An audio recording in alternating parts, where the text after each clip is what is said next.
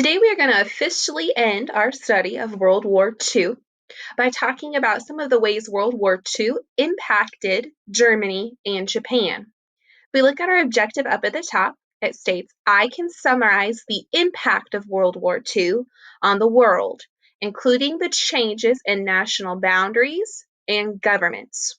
So we're going to take a look at Germany and Japan and see some of the changes that happened after World War II ended.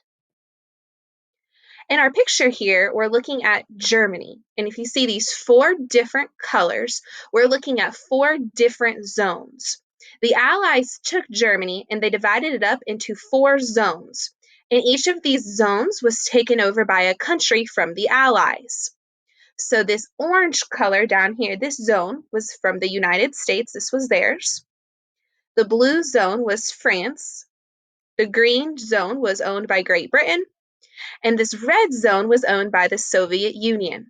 So these four countries from the Allies each owned a certain portion here in Germany. So this is a change in boundaries. Instead of having the whole country of Germany, we're seeing sections of Germany. They also took Berlin.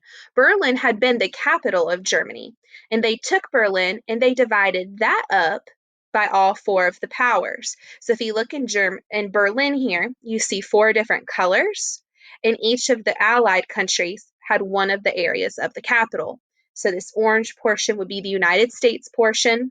You have the green portion that was owned by Great Britain, the blue by France, and the red by Soviet Union. However, we're going to start to see a division among some of these allied countries. United States, France, and Great Britain are going to join together in what's called West Germany. And what sets them apart is that they had a democratic government. And the democratic government, it's allowing the people to rule and for the people to elect representatives that represent their wishes and what they want for their country. However, the Soviet Union had a communist government. That's different from that democratic government. In a communist government, the government has control over everything. So even though these four countries had worked together as allies during World War II, they had some different beliefs about how the government should work. So we're going to have a division now. We have three countries over here making up West Germany, and that leaves the Soviet Union by itself, making up East Germany. This is going to create some problems, and this is going to lead us into next week as we begin working with the Cold War. We have two areas that have different beliefs right next to each other. So we're going to start to see the problems that are going to happen because of this when we work on the Cold War on Monday. The last thing that we're going to take a look at is what happened in Japan. At the end of World War II, the government in Japan changed. Before, it was an absolute monarchy. So in a monarchy, it's ruled either by a king, a queen, or an emperor.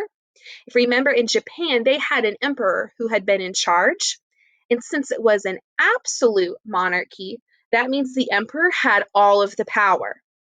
That's going to change. Japan is going to work and change to become a democracy, where it's going to be ruled by the people, where the people are going to be able to elect representatives.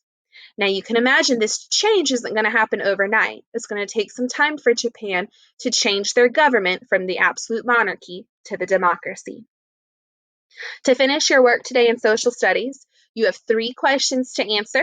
You're going to look back on those slides to help you complete these questions.